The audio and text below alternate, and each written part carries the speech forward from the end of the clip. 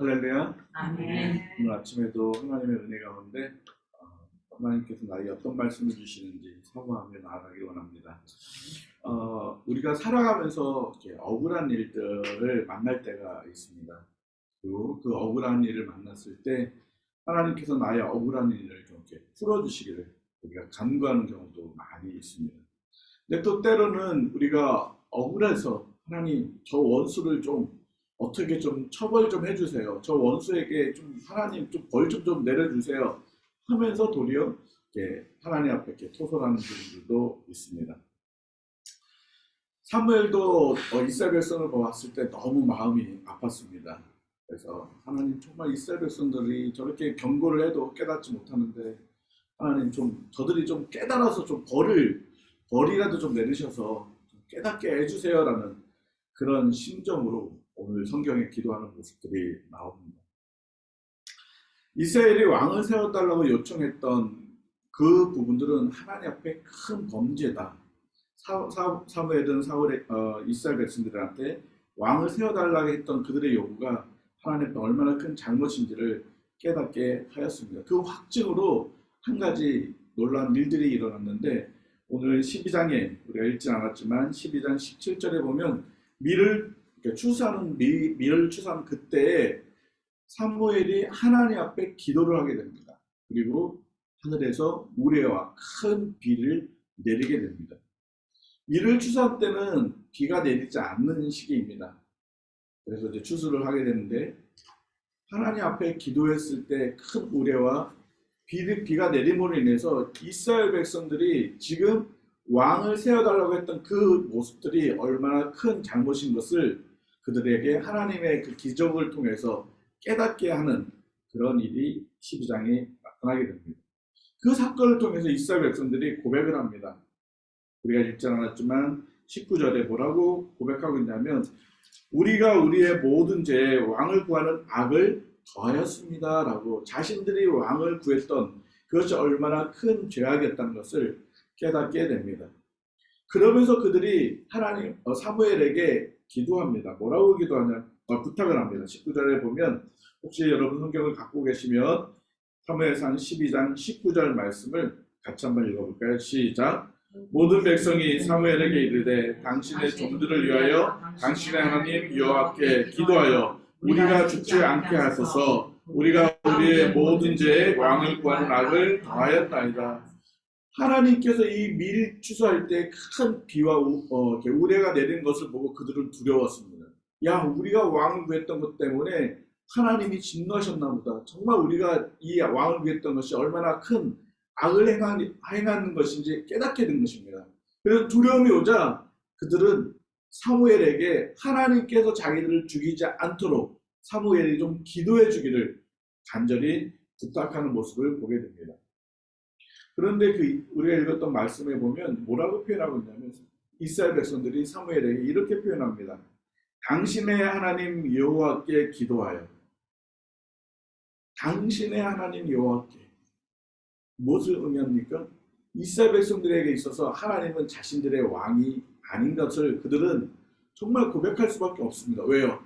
왕이신 하나님을 버렸기 때문에 그렇습니다.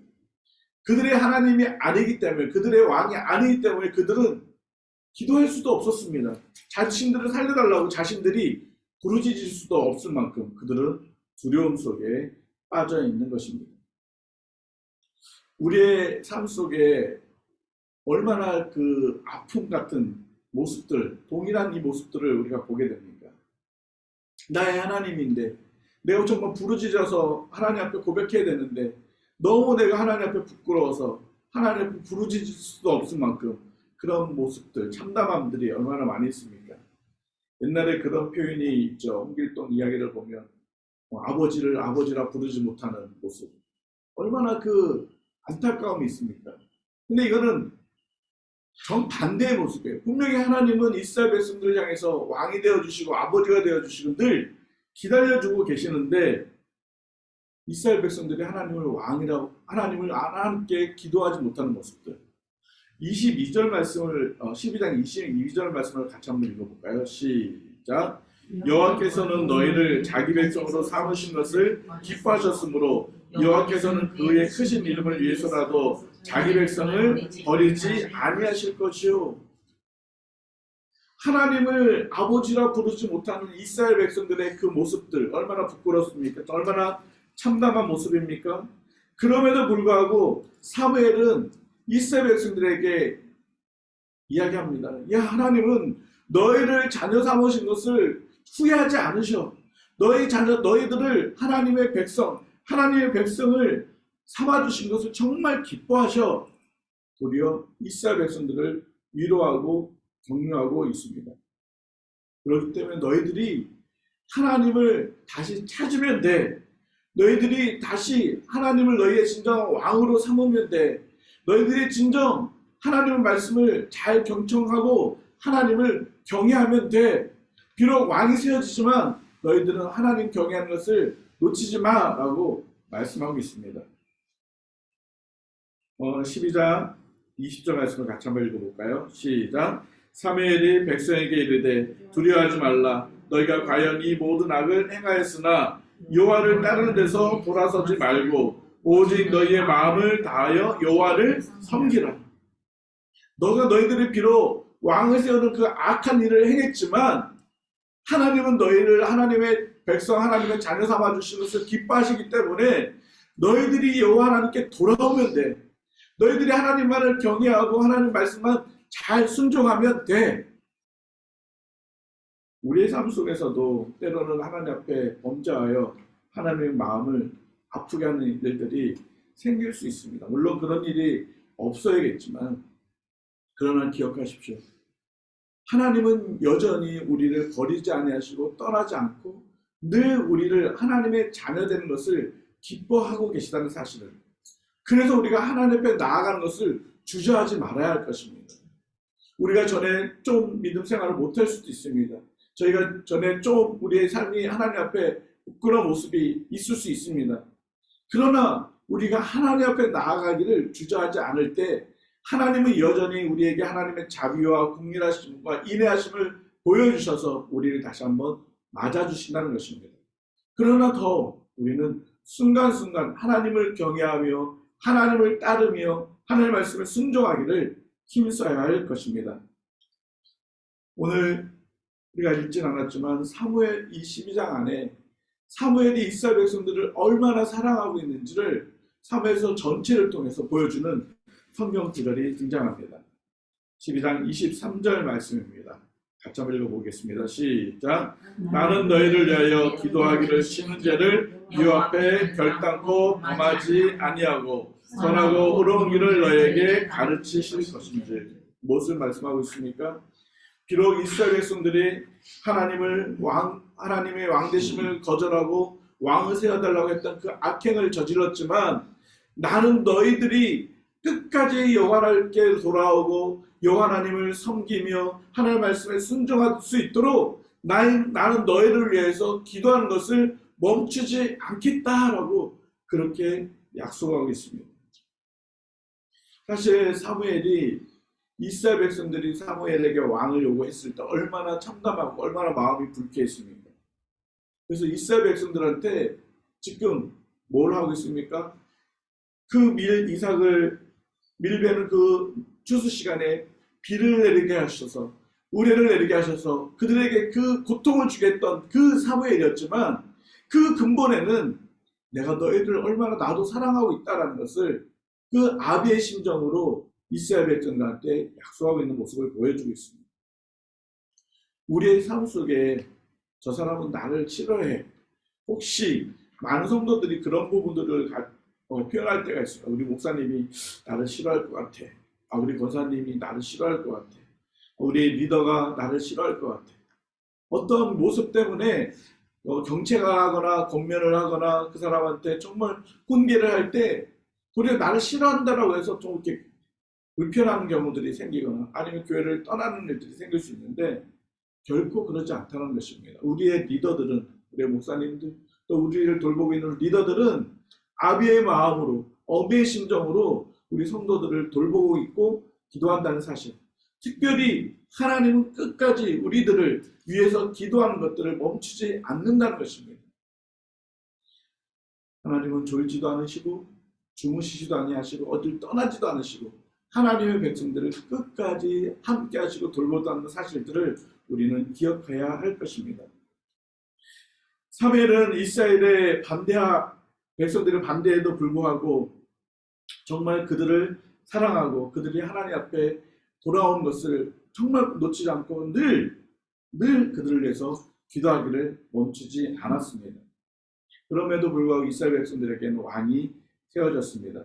그 왕은 오늘 성경 13장 1절에 사울 왕이라고 명확하게 다시 표현하고 있습니다. 근데 사울 왕이 되었을 때 나이가 40세였습니다. 그리고 오늘 본문의 이야기는 그 40세가 지난 42세, 그러니까 2년이 지난 때에 사건이 기록되고 있습니다. 이스라엘 왕으로 세워져서 첫 번째 큰 사건이 사울 왕의 시험대가 무엇이었냐면 암몬 족속들과의 전투였습니다.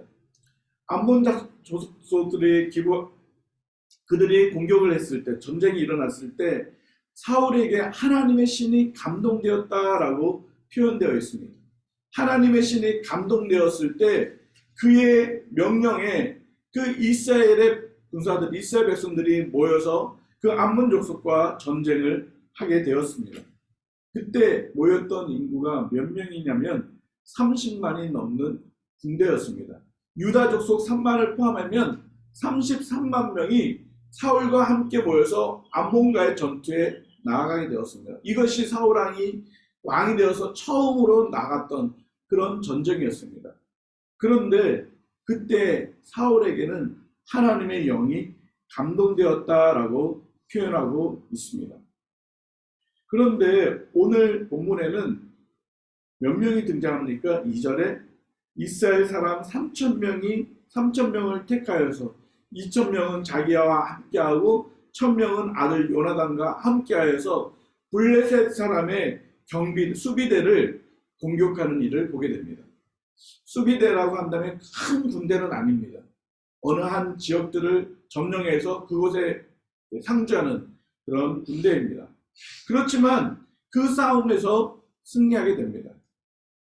그리고 더 나아가서 이제 완전히 블레셋 사람들을 완전히 몰아내려고, 진멸하려고 사울이 또 동일하게 이스라엘 백성들을 모으게 됩니다. 그래서 이스라엘의 모든 사람들이 사울에게 모이게 됩니다. 4절 말씀에 그 백성들이 길갈로 모여 사울을 따른다라고 표현하고 있습니다. 그런데 암몬과의 전쟁에서는 33만 명이 모여서 전투에 임했지만 지금 블레셋과의 그 싸움에서는 그 인원이 그 정도는 안 되는 것으로 보여집니다. 왜 그럴까요? 그들이 블레셋의 군사들을 보고 또 블레셋의 철병거를 보고 마병을 보고 다 두려워서 흩어지는 모습을 보게 됩니다. 5절 말씀을 한번 읽어볼까요? 블레셋 사람들이 이스라엘과 싸우려고 모였는데 병거가 3만이요 마병이 6,000명이요 백성은 해변의 모래같이 많더라. 그들이 올라와 베데인 동쪽 믹마스에 진침해. 마병과 병거와 해변의 모래와 같이 많은 블레셋 군사를 보고 이들이 두려웠어요. 그래서 6절 말씀에 이스라엘 사람들이 위급함을 보고 두려움을 갖고 절박하여서 굴과 수풀과 바위 틈과 은밀한 곳과 웅덩이에 숨었다라고 말씀하고 있습니다. 뿐만 아니라 7절 후반절을 보면 사울을 따랐던 그 모든 백성들이 떨었다라고 표현하고 있습니다. 떨었다라는 것은 두려워서 막 떠는 모습을 말씀하고 있습니다. 만약에 30만 명 정도 암몬과의 싸움에서 모였던 그 33만 명의 그 수많은 군인이 모인 것처럼 그 정도가 모였다면 이 이스라엘 백성들은 이렇게 두려워하거나 이렇게 숨거나 흩어지지 않았을 것입니다. 그런데 그 2년 사이에 무슨 일이 일어났기에 사울에게 어떠한 모습이 일어났기에 이 백성들이 사울의 명령을 따라 모이긴 모였지만 숫자가 그렇게 많이 모이진 않았고 다 흩어졌을까요? 그것은 오늘 우리가 읽었던 13장 후반절의 사울의 모습을 통해서 우리는 2년 동안 사울이 어떻게 변하고 있는지 그 모습을 우리는 알 수가 있습니다. 사울이 블레셋과의 전쟁에 백성들을 모았습니다. 그랬더니 그러나 자기가 생각한 것만큼 많은 군대가 백성들이 모이지 않았던 것 같습니다. 그래서 사울의 마음속에는 두려움 아닌 두려움, 조급함 아닌 조급함이 생겼습니다. 설상가상으로 8절 말씀에 보면 사울은 사무엘이 정한 기한대로 이레 동안을 기다렸으나 사무엘이 길갈로 오지 아니하매 백성이 사울에게서 흩어지는지라. 사무엘이 분명히 오기로 약속을 했는데 사무엘이 도착하지 않았습니다. 사울에게 있어서 사무엘이 도착하지 않은 모습이 백성들에게는 두려움을 가져오게 된 이유였습니다. 왕으로 사울을 섬기긴 했지만 아직까지 그들의 영적인 그런 리더, 그들의 영적인 부분들을 영향력을 주는 인물은 바로 사무엘이었습니다. 사무엘이 함께하지 않는다는 것은 무엇을 의미합니까? 하나님이 지금 이곳에 함께하지 않는구나 라는 것을 백성들은 알게 되는 것이고, 백성들은 야, 우리 하나님이 우리의 왕 사울과 함께하지 않는 것 같아 라는 두려움을 갖게 만든 것입니다. 설상가상 암몬과의 전투에서는 분명하게 뭐라고 표현되어 있냐면 하나님의 신이 사울에게 감동되었다라고 표현되어 있습니다. 그러나 블레셋과의 이 전투에 나갈 때는 전혀 그런 표현이 등장하지 않습니다. 무엇을 말합니까? 하나님은 지금 이 전투에 하나님께서 마음이 없었다는 것입니다. 사울이 하나님을 갈망하면서 정말 의문에 찾아서 하나님 정말 이 이방 민족들, 이 민족들을 우리가 징벌해야 되겠습니까? 하나님 앞에 묻지도 않았고 정말 하나님의 도우심을 구하지도 않았습니다. 그것이 사울의 고백에서도 동일하게 등장하고 있습니다. 12절 말씀을 같이 한번 읽어볼까요? 시작. 이에 내가 이르기를 블레셋 사람들이 나를 치러 길갈로 내려오겠거늘 내가 여호와께 은혜를 간구하지 못하였다 하고 부득이하여 번제를 드렸나니. 뭘 하고 있습니까? 사무엘이 오지 않았는데 지금 전쟁은 나가야 되고 지금 블레셋 군대는 코앞에 와 있고 지금 백성들은 흩어지고 있고 너무 두려웠습니다. 조급했습니다. 그래서 무엇을 합니까? 번제를 자기가 드리게 됩니다. 근데 번제를 드리게 되는 그 이유가 무엇입니까? 여호와께 은혜를 간구하지 않았다는 것입니다. 이 표현을 통해서 하나님의 영이 지금 사울과 함께하고 있지 않다는 것입니다. 제가 지난주에도 말씀드렸지만 구약의 성령 하나님은 강하게 임재하셨다가도 또 그 임재가 나가시기도 하고 함께 하시기도 하다가도 떠나기도 하는 그런 모습들을 보여주고 있습니다.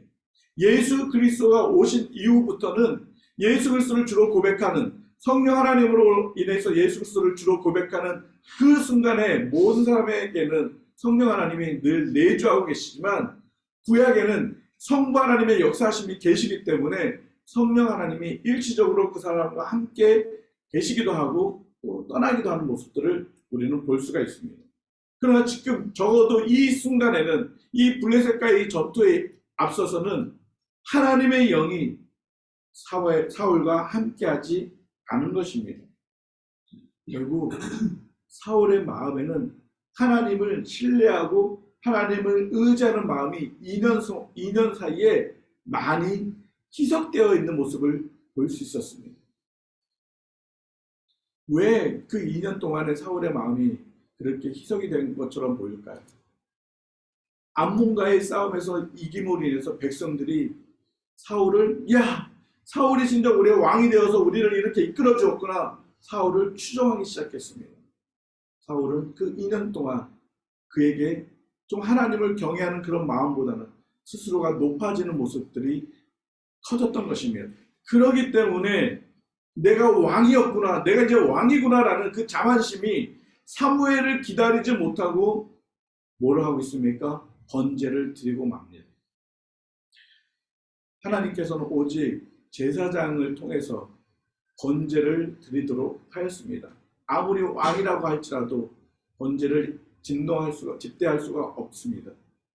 오직 왕과 선지자와 제사장의 역할을 감당했던 그 사무엘만이 제사를 번제를 하나님 앞에 인도할 수 있었던 것입니다. 그런데 사울은 자신이 왕이라는 그 착각 때문에 내가 이제 모든 것을 할 수 있는 왕이기 때문에 이 번제 또한 내가 할 수 있다라는 그런 오만함에 빠졌던 것입니다. 그래서 사무엘을 기다리지 못하고 번제를 드리게 된 것입니다.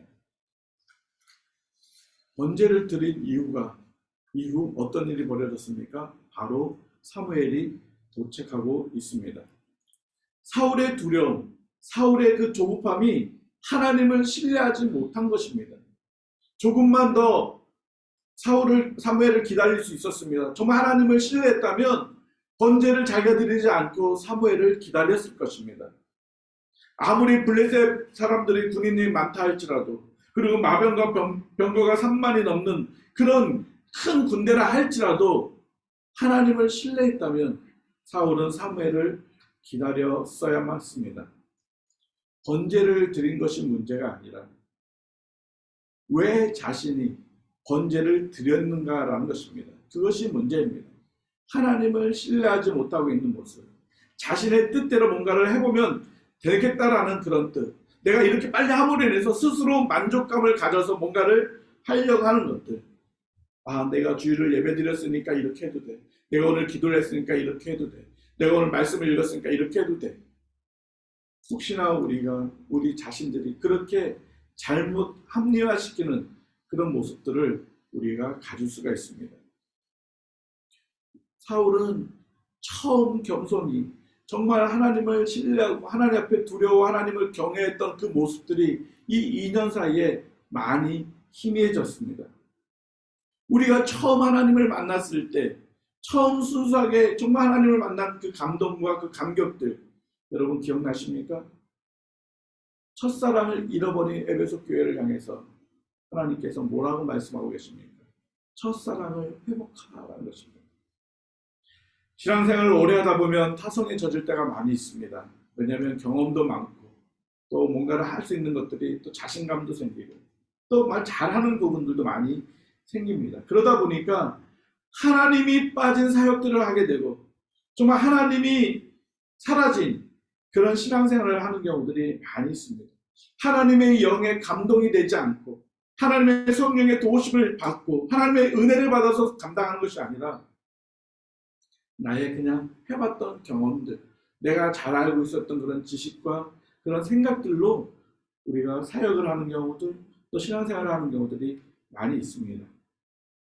그러면 그곳에는 더 이상 하나님의 영광도 나타나지 않고 그것에 더 이상 하나님의 능력도 나타나지 않습니다. 그래서 우리는 매 순간 하나님의 은혜를 사모하고 하나님의 은혜를 간구하고 날마다 하나님의 은혜의 보좌 앞에 나아가야 할 것입니다. 그래서 하나님의 은혜를 받고 하나님의 도우심을 받고 한 걸음 한 걸음 나아가는 사람, 첫사랑 순수하게 하나님을 사랑했던 그 사랑, 그 겸손의 모습으로 하나님을 사모하며 하나님을 바라보며 나아가는 그런 신앙생활들을 우리가 매일같이 해야 될 것입니다. 그런데 사울은 그 순수했던 정말 하나님의 영에 감동되었던 그 은혜들을 다 잃어버린 모습을 보게 됩니다. 자신이 왕이라고 하는 그 이유 때문에 해서는 안 되는 그 번제를 드리는 악행까지 저지르게 된 것입니다. 결국 이것이 사울이 왕의 자리에서 내어 쫓기게 되는 그 근원이 되어버리고 말았습니다. 사무엘은 번제를 드렸던 사울에게 묻습니다. 왜 당신이 번제를 드렸습니까? 번제를 드렸던 이유를 몰라서 물어보는 게 아니었습니다. 역설적으로 사울에게 이야기하는 것은 왜 당신은 하나님을 신뢰하지 못하고 왜 당신 마음대로 이 번제를 드렸습니까? 당신 하나님 앞에 범죄하였으니 회개하고 돌이키고 하나님의 용서를, 하나님의 그 용서함을 구하십시오. 그런 의도였습니다. 근데 사울의 답은 무엇입니까? 우리가 읽었던 11절, 12절 말씀. 나는 번제를 처음부터 드리려고 하지 않았습니다. 당신이 약속한 시간에 오지 않았습니다. 그리고 그러다 보니까 백성들이 흩어졌습니다. 그리고 블레셋이 코앞에 와 있는 모습이 정말 엄청났습니다. 설상가상 내가 하나님 앞에 제대로 기도도 하지 않았던 것 같습니다. 지금 계속 사울은 변명과 변병을 늘어놓는 모습을 보여주고 있습니다. 사무엘은 그의 잘못을 지적해서 그가 돌이키기를 사무엘은 원했는데 사울은 그러지 않고 도리어 자신의 죄를 감추고 도리어 다른 사람들에게 핑계를 대고 있습니다. 사무엘, 당신이 늦어서 핑계, 또 백성들이 떠나서 핑계, 전혀 상관도 없는 블레셋 사람의 옴으로 인한 핑계, 계속 핑계였습니다. 우리의 삶 속에서도 내 생각과 내 방법을 사용함으로 하나님의 뜻을 맞추는 경우가 많습니다. 내 생각과 내 방법을 통해서 이것이 하나님의 뜻이야, 하나님의 방법이야.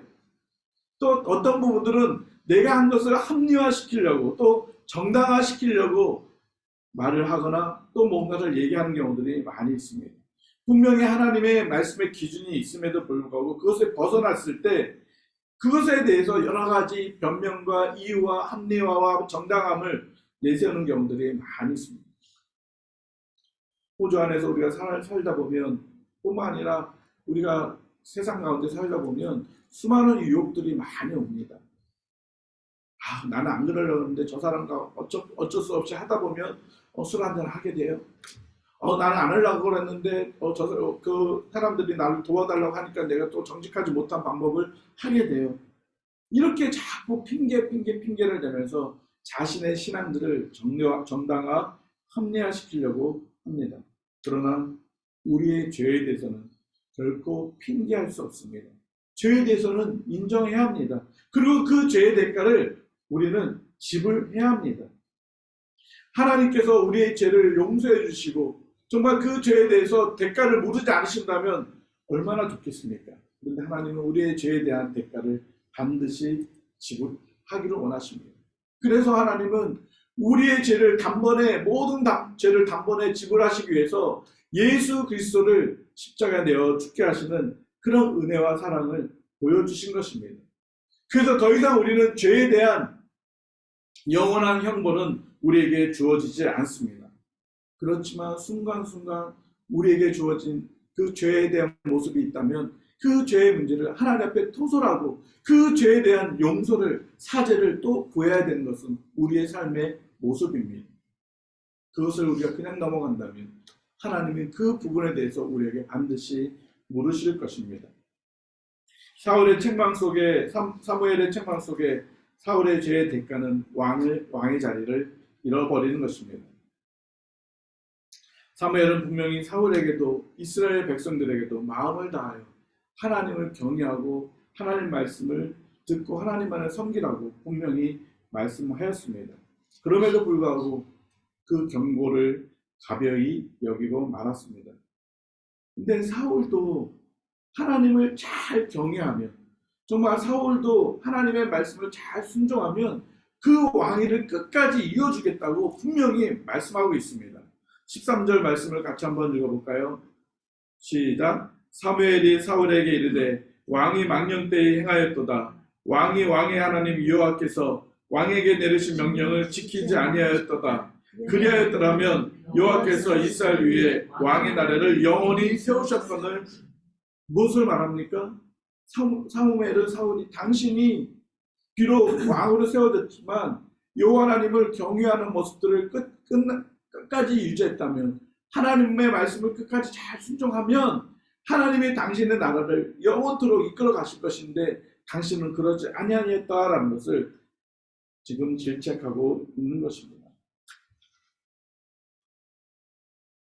은혜를 간구하지 못했던 사울, 어느 순간 자기가 왕이 되었다는 것 때문에 우쭐대면서 하나님을 왕으로 섬기지 않고 있는 사울의 모습, 결국 하나님은 다른 사람을 하나님 마음에 합한 사람을 왕으로 세우겠다라고 14절에 분명히 말씀하고 있습니다.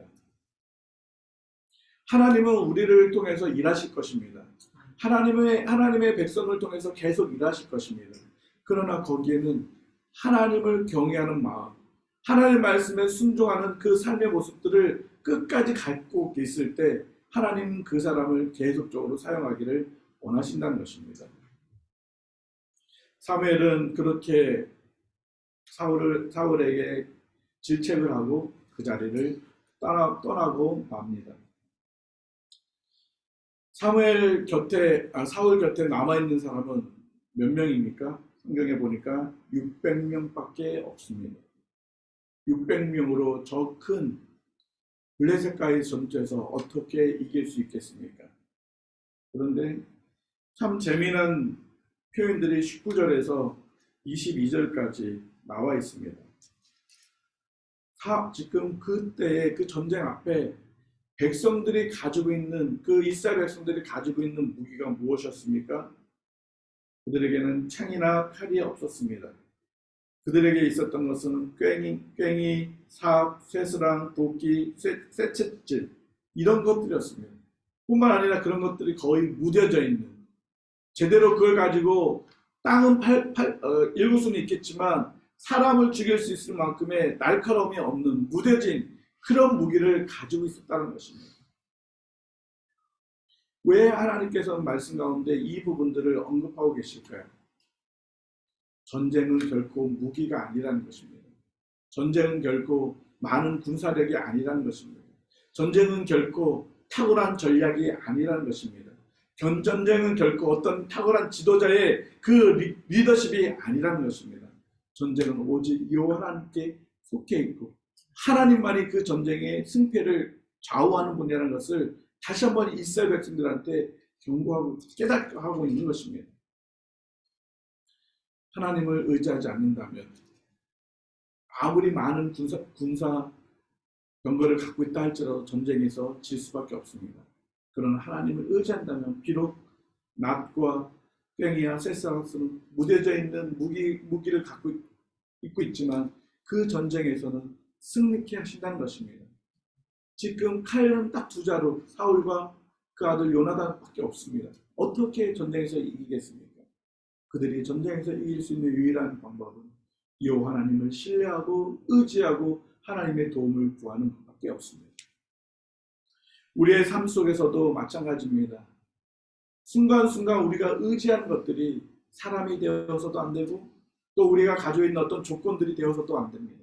건강, 물질, 또 어떤 권위, 또 권세, 사회적인 지위, 우리가 의지하고 우리가 신뢰하고 경외하고 나아가야 될 분은 오직 우리의 왕 여호와 하나님밖에 없음을 우리는 늘 기억해야 할 것입니다. 우리는 순간순간 하나님의 은혜를 갈망하며 하나님 앞에 나아가기를 힘써야 할 것입니다. 그렇게 될 때 사단의 수많은 공격과 위협 속에서도 우리가 싸움에서 승리할 수가 있는 것입니다. 내 삶 속에 내 주위에 사람들이 없을 수 있습니다. 그러나 내가 성령 충만한 삶을 늘 살아간다면 사탄의 수많은 공격 안에서도 우리가 능히 이겨나갈 수가 있는 것입니다. 그리고 우리 삶에 혹시 묻어져 있는 이런 쇠사슬이나 괭이나 삽처럼 묻어져 있는 신앙생활의 모습이 있다면 우리가 날성검처럼 우리의 삶의 신앙생활들을 다시 한번 갈아내야 할 것입니다. 그래서 날마다 경건의 모양과 경건의 훈련들을 놓치지 말아야 할 것입니다. 순간순간 하나님을 경외하며 하나님 말씀에 순종하는 삶을 살아갈 때 우리의 신앙의 날카로움을 가져올 수가 있는 것입니다. 사단의 수많은 유혹과 수많은 공격에서 늘 승리하기 위해서는 날마다 하나님의 은혜를 사모하며 하나님 앞에 나아가는 경건의 훈련들을 힘써 쌓아가야 할 것입니다. 그래서 성경에 경건에 이르기를 연습하라 라고 말씀하고 있습니다. 하나님께 예배드리기를 힘쓰고 하나님 말씀에 순종하기를 힘쓰고 하나님 앞에 부르짖기를 힘쓰는 그런 삶, 그렇게 될 때 우리의 삶 속에 하나님의 능력과 하나님의 그런 놀라운 일들을 많이 경험하게 될 것입니다. 성경 에베소서에 날마다 성령의 하나님의 전신갑주를 입으라라고 말씀하고 있습니다. 혹시 그 하나님의 전신갑주를 입는 경건에 힘쓰는 것이 힘들고 어렵다고 해서 그것을 벗어버리거나 그것을 잠깐 벗고 또 입으려고 하는 그런 어리석은 행동들은 아니란 모습들은 우리에게 있어서는 안 될 것입니다. 사단은 지금도 우는 사자처럼 삼키자를 찾아 두루 찾아다니고 있습니다. 그 사탄은 멀리 있지 않고 바로 내 곁에서 나를 공격하고 있습니다. 방심하는 그 순간 우리는 사울처럼 하나님 없이 살아버리는 그런 모습이 될 것입니다. 첫사랑을 기억하십시오. 처음에 하나님을 섬겼던 그 마음들을 놓치지 마십시오. 마음을 경계하지 마십시오. 첫사랑을 끝까지 기억하고 그 사랑을 가지고 하나님 앞에 나아가기를 힘쓰십시오. 그러면 여러분의 삶 속에 하나님의 크고 놀라운 일들, 오늘도 그 하나님으로 인해서 기뻐하고 평안하며 행복함을 누릴 수 있는 그런 복된 삶이 될 것입니다. 그런 삶이 되기를 주님의 이름으로 축복합니다. 이 시간 함께 기도드리겠습니다. 하나님은 우리의 왕이심을 고백합니다. 하나님은 하나님의 백성인 우리를 기뻐하신다고 분명히 말씀하셨습니다. 그러나 하나님, 우리가 하나님을 잃어버리고 너무나 타성에 젖어서 우리가 지금까지 신앙생활을 하고 있지는 않습니까? 정말 하나님을 경외한다고 하지만 하나님을 경외하기보다는 내가 습관을 쫓아서 그냥 그렇게 신앙생활을 했던 부분이 없습니까? 하나님 아버지, 매 순간순간 우리 자신을 돌아보며 하나님을 경외하며 하나님의 은혜의 보좌 앞에 나아가기를 주저하지 않도록, 그래서 날마다 하나님의 인도하심과 돌보심을 경험하며 살 수 있도록 우리를 도와주시옵소서. 하나님, 단 한순간도 정말 하나님을 사랑했던 그 마음들을 잃어버리지 않도록 성령 하나님, 우리에게 날마다 그 사랑의 마음들을 상기시켜 주시고 그 마음으로 순간순간 하나님 앞에 나아가는 저희들의 믿음이 되어줄 수 있도록 도와주시옵소서. 하나님, 사단은 우는 사자처럼 늘 우리를 공격하고 넘어뜨리려고 합니다. 하나님, 날마다 하나님 앞에 나아가기를 힘쓰므로 인해서, 경건에 이르기를 힘쓰므로 인해서 정말 사단의 모든 유혹과 공격에서 날마다 승리해 나갈 수 있도록 우리의 신앙의 삶을 날카롭게 준비할 수 있는 그런 삶이 되어줄 수 있도록 도와주시옵소서. 하나님, 혹여나 우리들 가운데 믿음을 잃어버리고 또 아버지 하나님 주저앉아 있는 영혼들이 있습니까? 아버지 하나님, 정말 오해 속에서, 아니면 정말 하나님이 나를 함께하지 않는다는 것처럼 그렇게 아버지 하나님 두려움 속에 하나님 있는 분들이 있습니까? 아버지, 우리 성도들 중에 다시 한번 믿음을 회복시켜 주시고 다시 한번 하나님 앞에 나아가게 하여 주셔서 하나님의 주시는 은혜를 맛보고 다시 한번 든든히 일어날 수 있는 그런 은혜를 허락하여 주시옵소서. 하나님, 우리 허스트벨 평강교회 모든 성도들 오늘 한 날도 정말 하나님과 함께함으로 사단의 모든 유혹과 공격에서 승리할 수 있는 그런 은혜를 허락하여 주시옵소서. 그렇게 하실 주님을 찬양하오며 예수님의 이름으로 기도드립니다. 아멘. 네, 즐겁게